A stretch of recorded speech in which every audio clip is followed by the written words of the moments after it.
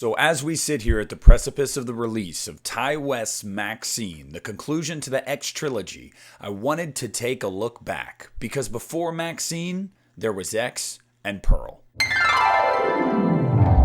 What's up, everybody? It's Nick here from the Lost River Drive-In, and today I wanted to take a step back. See, as we sit here today, if you have a phone or any social media, you have seen an advertisement for MaXXXine, a movie that's being billed as this like 80s crime, mystery, thriller, slasher, whatever you want to call it, and it looks great. So many people are interested in it. It's blowing up all over social media. That's awesome to see. But there were two movies that came before this movie that were sleeper hits for A24 that are the reason we are even here right now. And those two movies are some of my favorite horror films to come out this decade. So I feel like it's important, before MaXXXine comes out, let's talk about those two movies. Let's remember those two movies. And if you're somebody that's about to go see MaXXXine because it looks right up your alley, but you haven't seen X or Pearl, let's change that. I'm a fucking star! The whole world is gonna know my name! So the year was 2022, a year I will never forget. And no, not because of my divorce, because of X and Pearl. See, I remember being in the theater in the beginning of that year and seeing a trailer for a movie that was called X. And watching that trailer, I thought, what is this? Why can't I take my eyes off of this? This is incredible. See, from using fog hats, I Just Want to Make Love to You, to seeing Mia Goth and Jenna Ortega, to seeing blood and guts, I was like, oh, this is kind of awesome. This looks right up my alley. This looks like a grindhouse slasher film. It very much was that. I remember going to see it on opening day. See, A24 is known for their lower budget indie movies. They usually do really, really well critically, and people that see them like them, but they never really get massive nationwide releases, and you don't see them at the top of the box office most of the time. X was another one of those movies. Kind of flew under the radar, and by the marketing of the movie, it definitely seemed like it was skewing heavily toward adults. The subject matter was not for children. So the movie was already up against it. So if you know anything about Ty West, you know that he has a very specific style. He really likes to make you wait. He likes to build up characters. He likes to build up surroundings and settings. Suspense and the slow burn is his game. It's like marinating chicken before you throw it on the grill the next day. You can't wait to dig into it. You know it's going to be good, but there are necessary steps to take before you get to that point. X is that kind of movie. See, what starts as an adult film shoot turns into something far more sinister. The beginning of this movie, you're really getting to know these characters somewhat, and you're really getting to see them kind of embrace their youth, their vitality, and they're living by their own rules. That was really profound, especially for a movie that was taking place in the 70s, because that was right around the time when people really were starting to do that. Sexual revolution and really kind of owning your body and owning yourself. X plays into that very strongly. By the time you get to your killing, it's not your prototypical slasher movie. See, the kills in this movie are artfully directed, even from the very first one. There's something almost like, I don't know, sensual about that kill in front of the van. And that's a theme that's prevalent throughout this entire movie. See, our killer in this movie doesn't necessarily feel wronged by the people that she's going after. Pearl doesn't feel like these group of people did anything to her. She's lashing out because she is at war with her age. She's at war with her lack of vitality. She remembers having what they currently have. It makes her jealous. It makes her angry. And because she can't do what they're doing, she's not welcome. She's not accepted. Instead of them, coming with open arms and saying, yes, join our shoot. Instead, they're looking down their noses at her and they're grossed out. Her husband wants nothing to do with her. She feels like she's basically on death's doorstep. And she's envious of these young people and envious of the life they have and what she once had. And it's a really interesting message. This movie, when I walked away from it, although there's incredible gore, there's great suspense, it is photographed beautifully, the score is brilliant, I walked away from this movie thinking one thing. That was a really powerful message. Because was Pearl evil, or did something push her in this direction? Did these people deserve it in her mind, or did they just happen to be wrong place, wrong time? We'd get some of those answers down the line. But when you walked out of X, you genuinely thought to yourself, it's sad. It makes you think of your own mortality. It makes you think that you might be taking this for granted. It makes you put yourself in Pearl's shoes and think about down the line, you're going to be there. Hopefully, not murdering people, but be there and seeing young people and remembering what you had. See, the idea and the message of this movie is all about aging, about lack of vitality, lack of youth, mortality. We're all going to get to that point eventually. We're either going to meet an untimely end or we're going to grow old, just like Pearl. And we're going to have to watch the world continue around us. And we're never going to be able to be what we once were again. And you feel bad for Pearl. Not bad enough to where you can justify her killing these people. But you can almost understand why she's so upset. Because on the one hand, you have these 20-somethings that are vibrant and full of life. And they are living life to the fullest. This is when they're at their peak. They're taking advantage of it. Bobby Lynn speaks to that in this movie. They're not letting societal norms tell them how they should live their lives. They're living free of fear of consequence or people judging them or looking down on them. They are living for themselves. And Pearl can't do that anymore. So she takes it out on them. And the message itself is just really powerful. Because as human beings, one thing a lot of us cannot comprehend is our own mortality. Because we don't know what it looks like at the end of that tunnel. But we know we're all going to get there one day. And are we going to look back and feel like we took some things for granted? Are we going to feel like we lived life to its fullest? Are we going to have unfinished business? Or are we going to be jaded and angry that some people have what we don't have? I will not accept a life I do not deserve. To have such deep messaging and symbolism in a movie that sold itself as kind of a seedy Texas Chainsaw Massacre inspired slasher film is brilliant. And only a truly good filmmaker and actors could really put that to screen. And they did here. You believe Mia Goth, and you don't even know that she's Pearl. A lot of that is due to makeup, but it's also a totally different performance. You cringe at the gore. You love the way the movie looks. You love the way it sounds. But all the while you're enjoying that, you're having an existential crisis if you at all ever struggle with your mortality. That's how I felt walking out of this movie, and it floored me. And then we got the announcement at the end of this movie, a look at Pearl, a prequel that was shot on the same location less than a month after X wrapped, in secret. We were going to get some answers to Pearl, young Pearl, from the 20s. What made her turn? Was she always this way? Does she have a vendetta? See, Pearl starts off and it's an entirely different experience.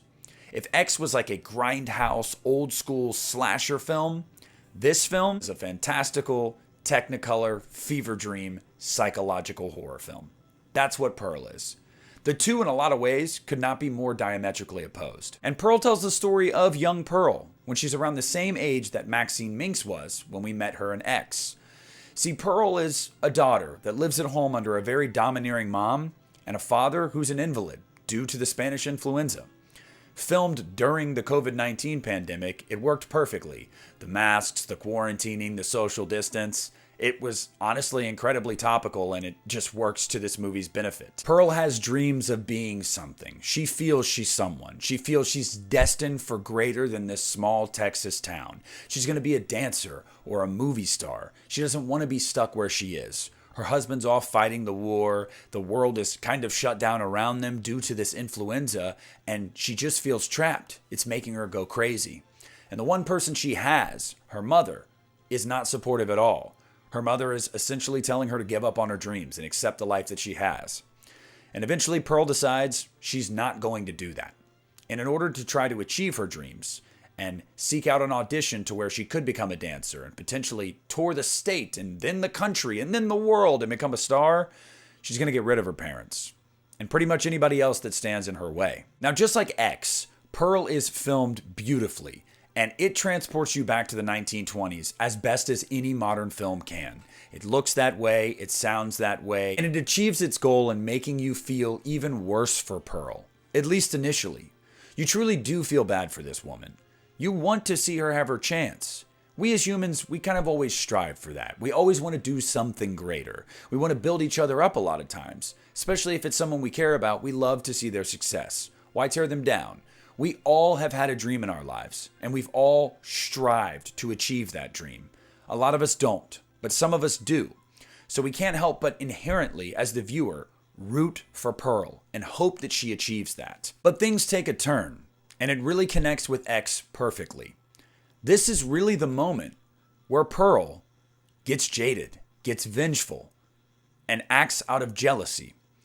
When her husband's sister gets the role, she decides, well, I have to kill you. You guys get everything you want. You're younger, I'm more blonde. And that's really the breaking point for our character Pearl. That's not to say that she didn't show signs throughout this movie that she was a little cuckoo. Whether it was killing a goose or whether it was toying with the idea of feeding her father to the alligator, she definitely was walking that tightrope. But the straw that broke the camel's back was when she was told no, when her dream really got cemented as just that, a dream, never to be a reality. And from that point forward, Pearl was jaded, Pearl was angry, and anybody that she saw living to their fullest potential and having opportunities that she would never have, she was going to do something about it. It makes it hard near the end to feel as bad for Pearl because she has turned. But the movie does a brilliant job of making you understand why she is the way she is. And you still feel bad for her in a lot of ways. She feels neglected because her husband's not around. She feels like he left her for the war. He had a chance to come back and he chose not to. He wanted to keep fighting for his country. Valiant, but it made his wife feel like she didn't matter to him. Her mother was truly hateful to her and did not at all support her daughter in any way. Her father was a shell of himself. Pearl was totally isolated, alone. But she crosses the line when she kills her sister-in-law, who truly was never anything but nice to Pearl and supportive. But that is when Pearl makes her turn. When we realize from that point forward, this is not a redeemable character. We may have sympathy for her because Ty West built such a compelling story and character throughout these two movies to where you do have sympathy, but you realize this woman is evil. Now, as I said, these two movies are very different in a lot of ways, just tonally speaking. They're completely different watches. I'm someone that sides more with X. That's more my kind of horror. But I absolutely adore Pearl as well. Pearl is a beautiful character study, a deconstruction of the mind of an isolated, unhappy, unhealthy woman. And X is more of an exploration film. It's exploitative. It is everything that you love about the gritty, grimy slasher subgenre. But both films are handled with such class, such a deft hand behind the camera. You can't help but walk away loving both of them, even if they are so totally different. You want to get introduced to Pearl where she's at when we first met her. You want to see how terrible she is. And then you want to go back and find out why. What clicked in her? What snapped in her to make her be the way she was when we first met her? I feel like this is similar to Star Wars. I don't think you should watch 1, 2, 3, and then 4, 5, 6. That ruins the entire surprise of Empire Strikes Back. I think you should watch what came first and then go back. So if you haven't seen X or Pearl, hopefully my long-winded explanation of each movie and what is so great about each movie makes you go out and watch them before MaXXXine comes out. I know a lot of you guys are going to go see MaXXXine in theaters. I know it's going to do a lot better than X and Pearl did in theaters. And I'm really happy to see that. Because Mia Goth is a shining beacon amongst so many great actors today. She stands above most of them for me. Her performance in Pearl alone is legendary. When people campaigned for her to get an Oscar, they were absolutely right to do so. Now, we knew it was never going to happen. If Toni Collette couldn't get it for Hereditary, an indie A24 horror film wasn't going to. But it didn't stop us from trying, because Mia Goth is a revelation. She's now landing more roles, more people know her name, they know her face, and I love to see that, because the woman is brilliant in these first two films. So as we approach MaXXXine, I just want to say that I hope it does incredibly well. And I hope that it opens the door for many more stories in this universe. Because in an era where we don't see a lot of new franchises get born and have legs, the X franchise is one that deserves it for a multitude of reasons. MaXXXine looks like it's going to be a very different experience than the first two films in the series. And if that is the case, Ty West will have successfully created one of the most tonally different trilogies I've ever seen, but also one of the greatest in the entire horror genre.